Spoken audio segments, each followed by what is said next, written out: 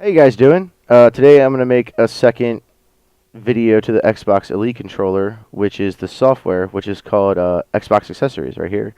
You can find it on the App Store and download it pretty quickly. It's free. It's not like you have to pay anything for it. So this is what we're going to do. We're going to take a look at it. It does go in windowed and full screen modes. I haven't opened it in a while because I haven't really had to change anything on my profiles or anything. Not that I have many of them, mostly just response times to triggers and stuff. Yes. I might not have opened it since I re-downloaded it the last time I refreshed my PC. So, this is the basic layout. This also shows up in the Xbox kind of like this. You can get device info, which is, I just needed Tim's assigned to my gamer tag. Right now it's plugged in. It does show you battery levels and stuff like that too. That's the firmware version, no update available. You can also update it through this software. You can also update it through the basic Xbox software to update controllers. Right now they are set on default, and you can change them by hitting configure. So let me go back to that. So this is the way it's set up here as default is A, B, X, Y. Small paddles up top, big paddles at the bottom. A and B are the small, and X and Y are the large. Same with the other default, because I just have it on default, which I can actually do just by switching this. If you switch it on the controller, you can switch it to see what your layouts are, just to see. Now, in the configuration, let's do a new one. So let's just say FPS, first-person shooter. So you can do button mapping. So you can button map A to A, or you can make it something completely different.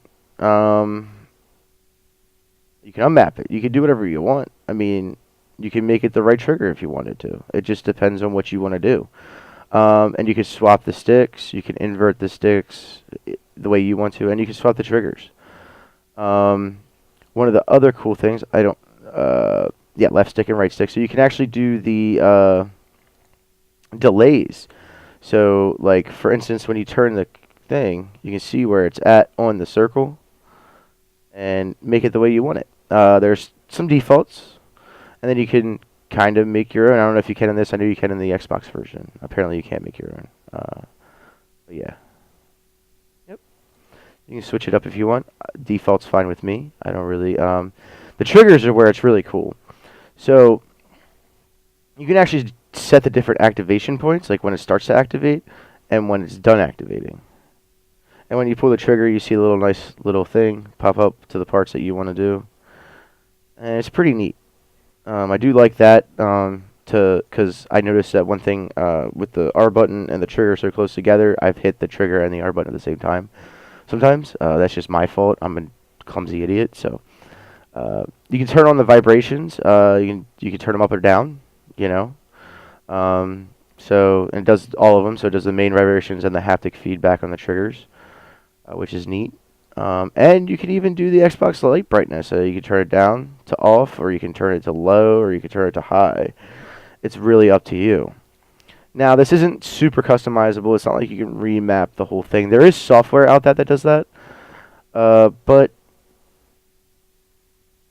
to be honest, this is probably the quick and easiest way to do it for the Xbox Elite controller.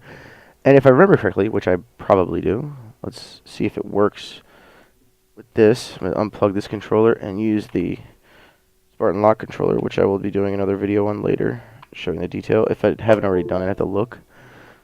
So it still picks it. So you can still see your controller because it's saved, but you can also do another controller. So you can actually rename it.